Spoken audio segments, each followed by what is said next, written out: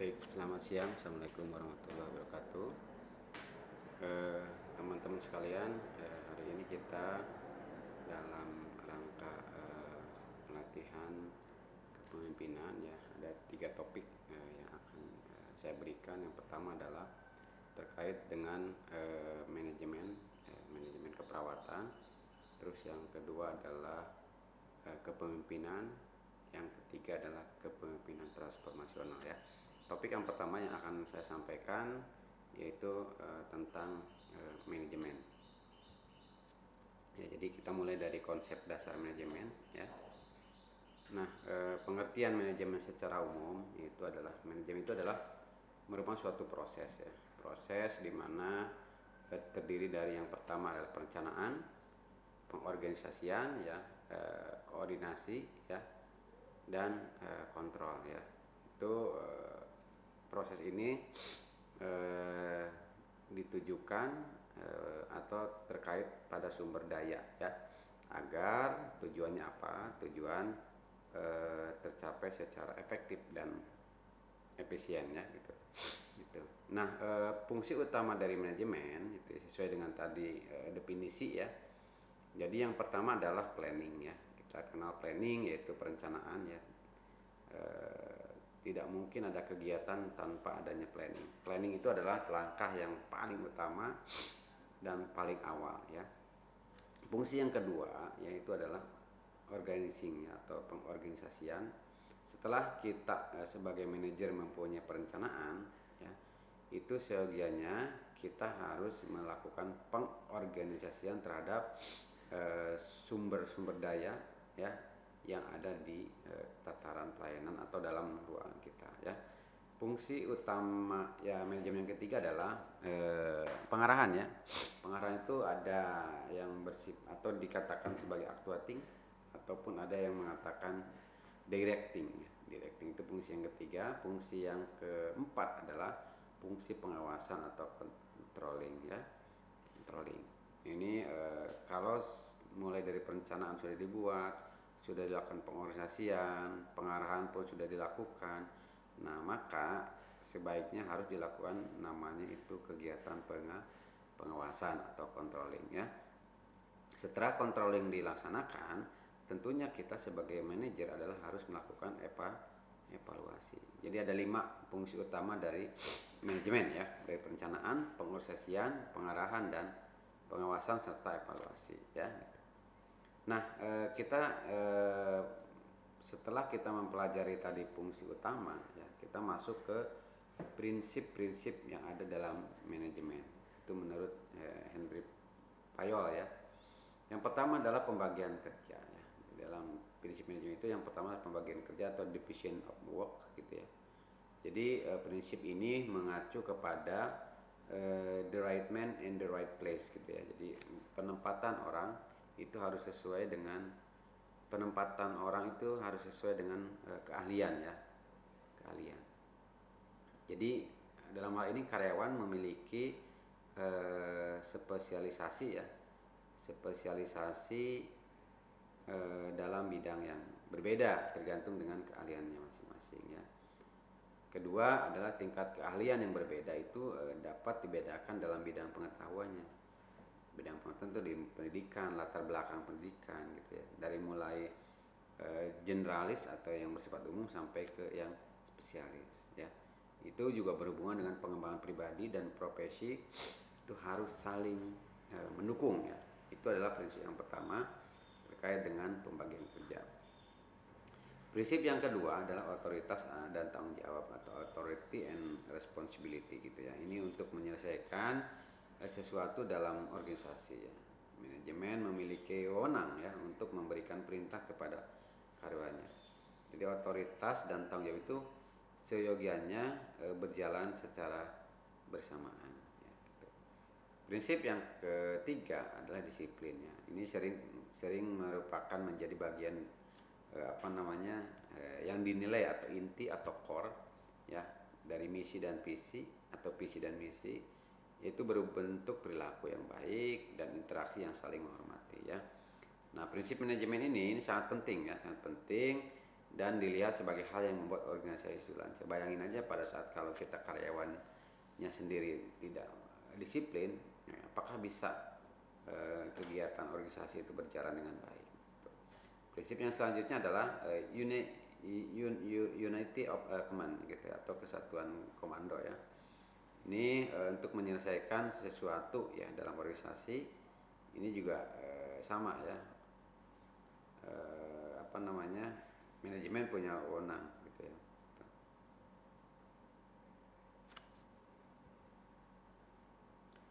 Untuk selanjutnya adalah prinsip yang kelima adalah harus memiliki kesatuan arah ya. Jadi unity of the direction gitu ya.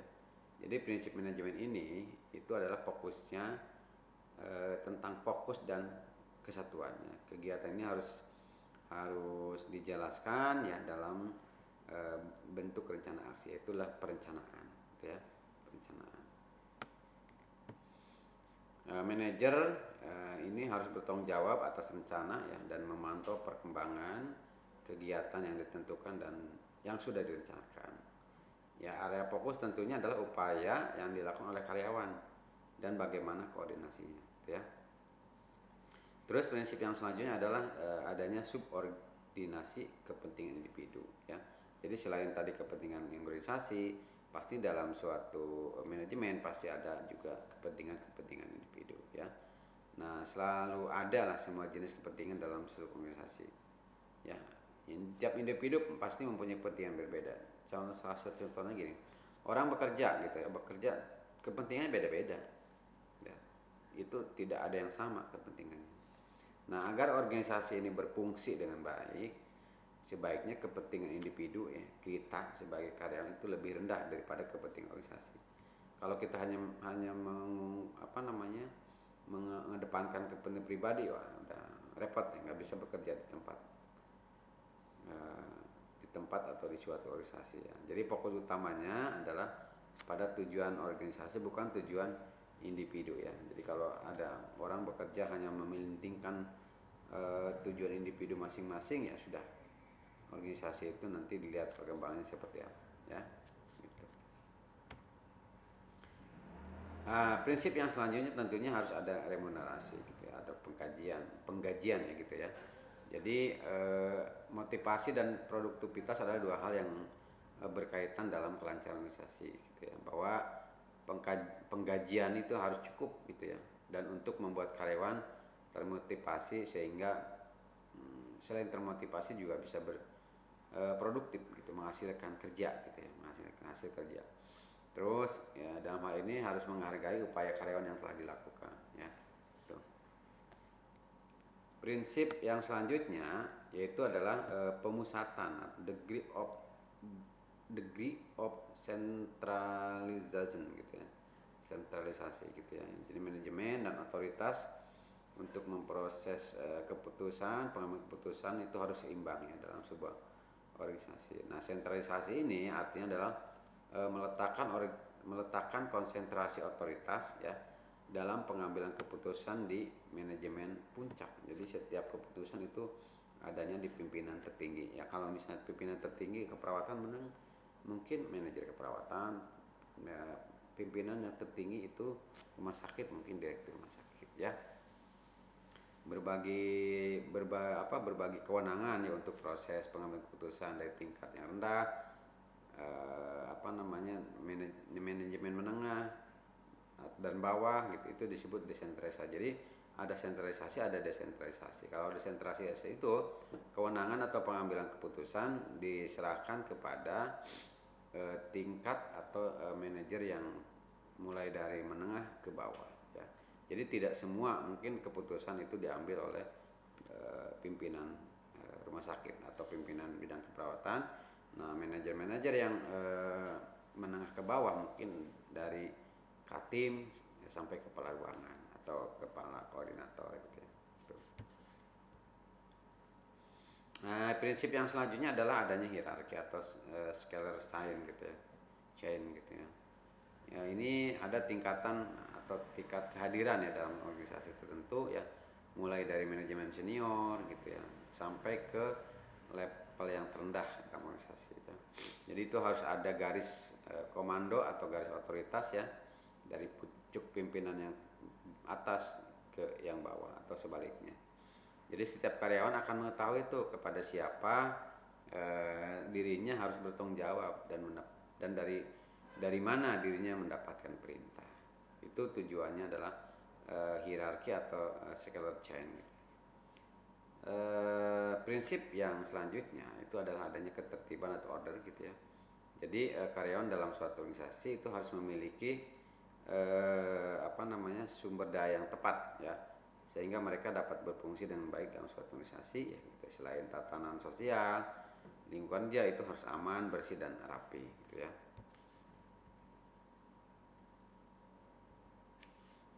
Prinsip yang selanjutnya adalah adanya inisiatif ya.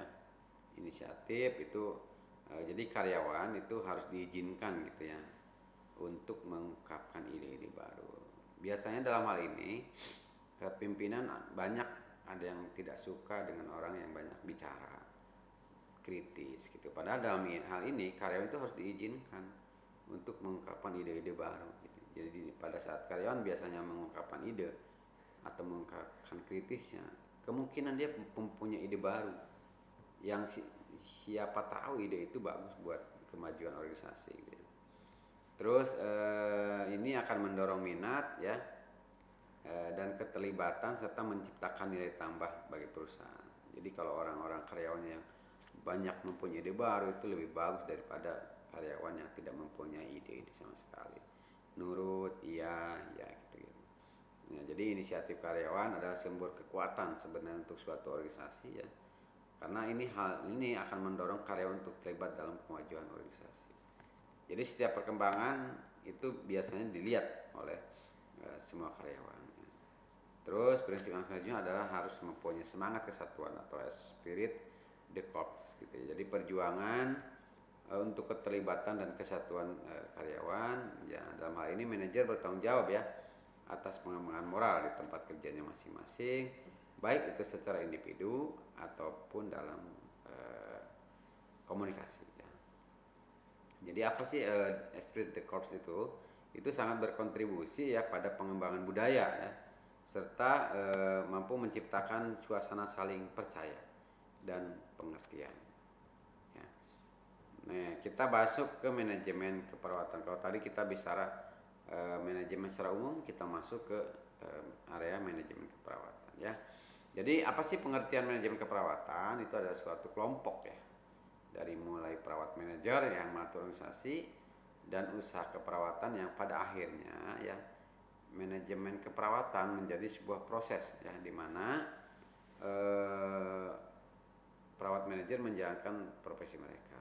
Nah, manajemen keperawatan dalam hal ini memahami dan memfasilitasi pekerjaan perawat pelaksana ya, serta mengelola kegiatan perawatan yang diberikan kepada pasien. Nah, dalam literatur yang berbeda itu suatu manajemen keperawatan itu adalah suatu proses ya yang bekerja melalui anggota staf keperawatan untuk memberikan asuhan keperawatan secara profesional ya itu.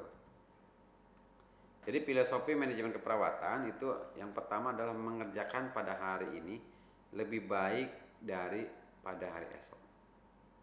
Gitu ya. Itu prinsipnya ya.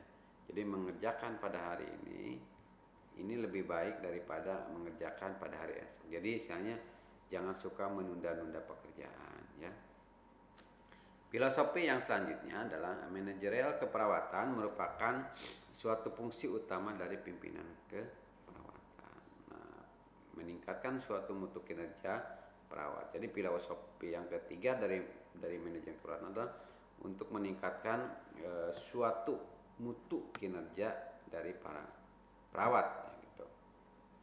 Terus filosofi manajemen keperawatan yang selanjutnya perawat yang memerlukan pendidikan berkelanjutan ya. Maka dari itu teman-teman di sini didorong untuk melanjutkan pendidikan ke jenjang yang setinggi-tingginya ya. Jadi jangan cukup hanya sampai di sini ya. Nah, filosofi yang kelima yaitu proses keperawatan itu akan menjamin ya perubahan tingkat kesehatan hingga mencapai fungsi yang optimal daripada pasien yang dirawat ya.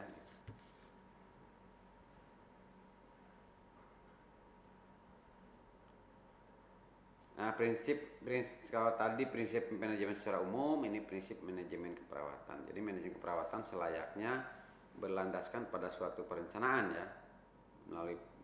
Karena melalui fungsi perencanaan ini, pimpinan itu akan dapat menurunkan risiko pengambil keputusan ataupun kesalahan dalam mengambil keputusan. Selain itu juga ini akan mendapatkan pemecahan masalah yang efektif dan terencana ya. Jadi manajemen keperawatan dapat dilaksanakan melalui penggunaan waktu yang sangat-sangat efektif. Ya. Prinsip yang selanjutnya adalah manajemen keperawatan akan melibatkan pengambilan suatu keputusan. Ya.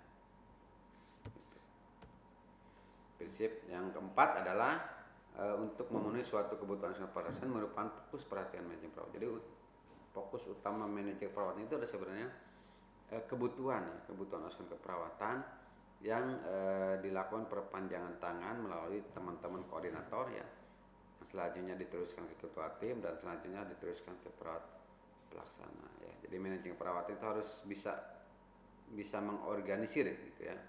Nah, pengarahan itu merupakan suatu elemen kegiatan dari manajemen keperawatan yang meliputi pendelegasian, supervisi, koordinasi, serta pengendalian pelaksanaan ya. Gitu. Nah, komponen dari manajemen keperawatan itu ada input, ada proses, output, kontrol, dan feedback mekanisme. Feedback mekanisme. Jadi input, proses, output, kontrol, dan feedback mekanisme. Seperti apakah itu? Ya. Jadi input salah satunya dari informasi banyak informasi. Personal itu termasuk SDM segala macam, tenaga pembantu SDM, tenaga pembantu perawat dan lain-lain. Ya. Peralatan yang ada di keperawatan gitu, tempat tidur segala macam, alat-alat pemeriksaan penunjang, alat-alat pemeriksaan pengkajian dan lain-lain banyak. Terus fasilitas di situ ada ruang kantor kah, ada ruang diskusi, ada ruang rapat segala macam. Jadi itu yang termasuk dalam input ya. Proses itu melalui perencanaan, pengorganisasian, pengarahan dan pengawasan. Nah, itu proses dalam suatu manajemen keperawatan. Output itu hasilnya ada ASCAP ya, dan pengembangan staf sampai dengan riset. Ya, syukur-syukur kita sampai riset ya. Teman-teman sebenarnya waktu S1 kan sudah belajar juga riset ya. Nah, ini dalam hal ini kami atau saya pun dalam proses riset ya, tujuannya adalah pengembangan staf. Harapannya adalah setelah kami memberikan pelatihan terkait dengan kepemimpinan transnasional, teman-teman akan mempunyai wawasan terhadap model kepemimpinan tersebut ya. Nah, ini akan dikaitkan dengan bagaimana teman-teman menerapkan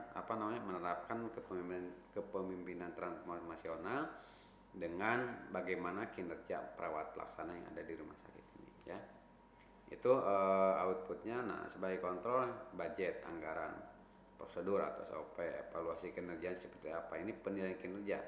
Yang paling ini adalah akreditasi dinilai oleh pihak luar ya. Itu kontrolnya ya. Nah, yang termasuk dalam feedback mekanisme itu adalah salah satunya laporan finansial audit keperawatan yang mungkin di sini dilakukan tiap berapa bulan sekali. Terus survei kendali mutu itu salah satunya adalah kepuasan pasien dan kepuasan karyawan. Nah, selain daripada itu kinerja pun sebenarnya sebagai masuk dalam feedback mekanisme ya.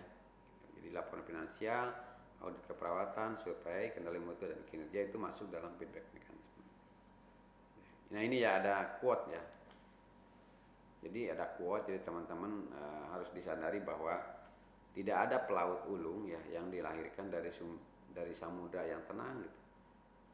Tapi ia akan dilahirkan dari samudra yang penuh dengan terpaan badai, gelombang dan topan. Jadi tidak heran pada saat kita menjadi manajer keperawatan ataupun manajer puncak, manajer menengah dan manajer bawah akan ketemu dengan terpaan badai, gelombang dan topan. Jadi jangan khawatir, itu adalah merupakan proses pembelajaran. Jadi kalau kita mau menjadi perawat yang unggul, perawat yang tangguh, itu harus melalui ini ya, ketemu badai, gelombang. Nah, kalau badai gelombang itu tergantung dari situasi yang ada. Ini analoginya di laut ya, kalau di daratan ya banyak lah modelnya gitu. Baik, itu mungkin yang dapat saya sampaikan terkait dengan konsep dasar dari manajemen keperawatan. Terima kasih. Mohon maaf bila mana pada saat penyampaian ada hal-hal yang tidak berkenan ya. Saya sekali lagi mengucapkan terima kasih atas kehadiran Bapak dan Ibu semua. Saya tutup. Selamat siang. Wassalamualaikum warahmatullahi wabarakatuh.